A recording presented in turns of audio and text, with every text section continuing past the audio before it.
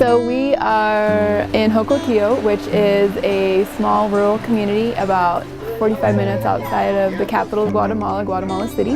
This is a community that has anywhere between 10,000 and 19,000 people, correct? Yeah, we're not really sure. We get different numbers from everybody. And the main sources of work are working in pineapple fields. They grow coffee and beans, so a lot of agricultural type things. There's a couple of large greenhouses that are also employers, and then basically other than that we have people who go and collect wood, leña, all day to cook with, and then they scrape by with whatever they can.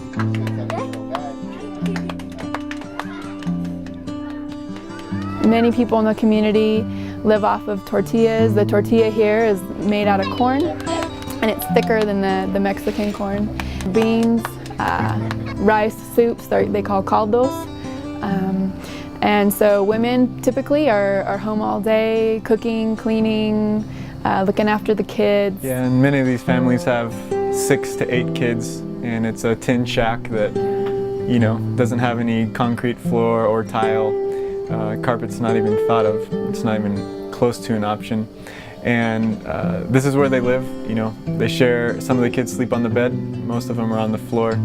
And so these are the kids who are coming around our doors and trusting us with their time, and trusting us with their hearts, and trusting us to just come and learn from what we might have to share with them. And actually, we're learning a lot from them, and learning how it is simple to live, and how joy can be something that is simple as well.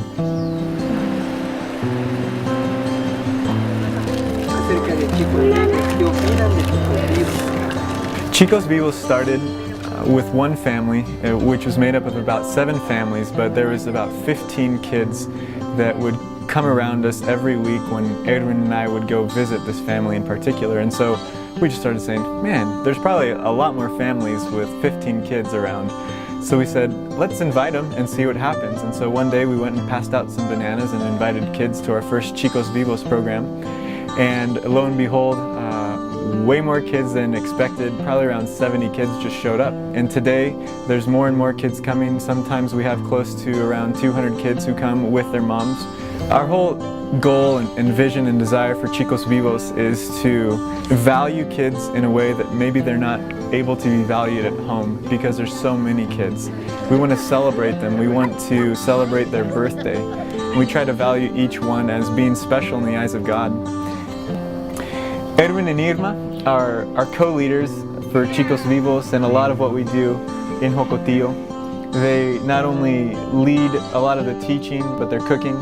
They're training up moms, and they're visiting people when we're not having a Chicos Vivos program during the week. And so they are a great asset to what we have going in Jocotillo, and we really cannot be there without them. Every week we have a group of moms that come early and help our Irma, who is in charge of the feeding part of Chicos Vivos. They come early and they prepare whatever it is they're making that day, and it's really cool to see the moms get involved and volunteer and really put their hearts into it. They laugh together, and you know, it's a little bit of community for them.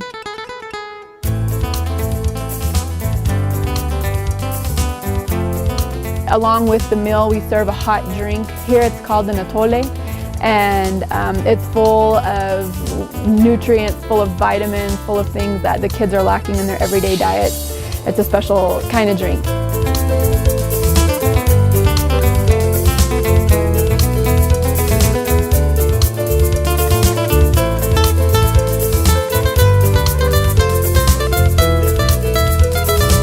Each Thursday they come in, and we get them seated around in a half circle, and after some introductions and welcomings, we usually sing some music together and worship God. And after that, we usually go into a time of teaching, and we usually try to apply some truths of the Bible.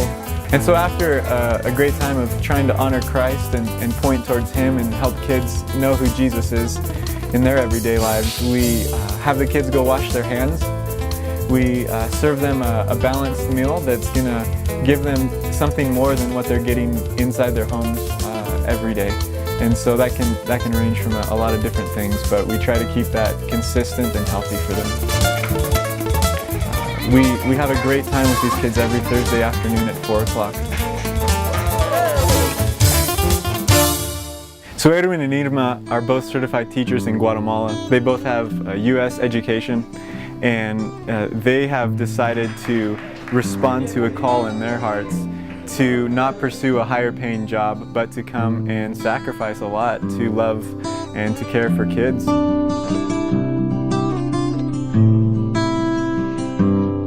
We hope, like Jocotillo, you can find 3 things in here. For example, how they think. The problem with the people here in Jocotillo, they think that the Christian church is only for the holy people. And we say, no, God, He doesn't care for the holy people. We are not holy. We are not perfect people. And we explain that for the people. God, He needs your heart.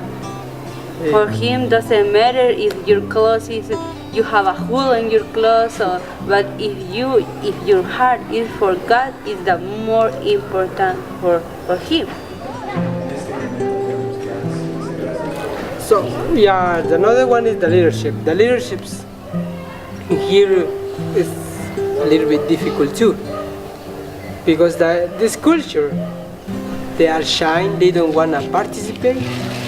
They want to receive, but they don't want to give them.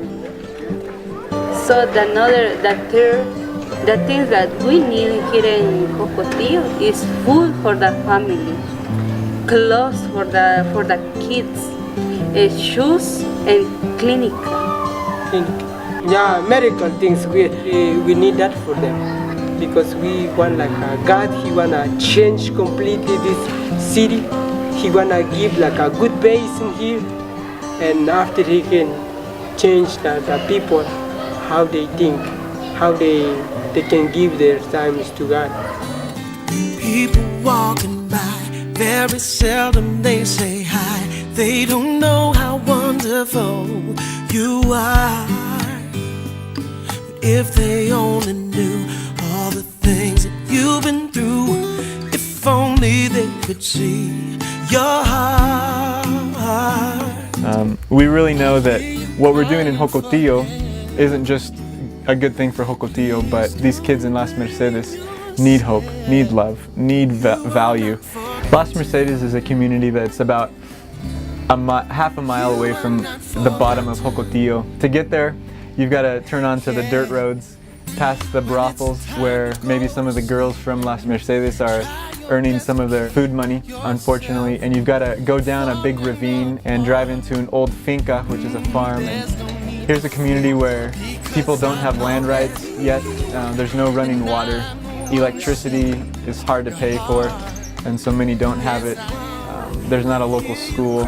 And so for these 200 families, maybe 400 children, there's just not a lot there for them. We've been getting to know the community of Las Mercedes for about a year now. And now that we've started Chicos Vivos in Las Mercedes, kids are saying, hey, are you coming again on Tuesday? We see so much potential for this community in Las Mercedes. And we have big hopes, big dreams, and we would love so much to hopefully to give these kids schooling one day somehow, to help gain land rights in Las Mercedes for these families, so that they don't have to live with the fear of, hey, somebody could just come and take my land away from me, take my house, take everything that I've worked hard for.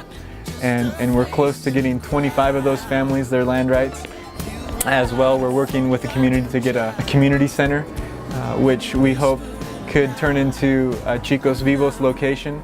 Not only that, but perhaps a local school location, and amongst that, a local church, and many different things.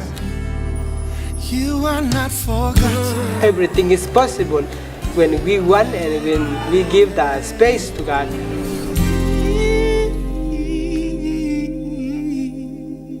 You are not forgotten.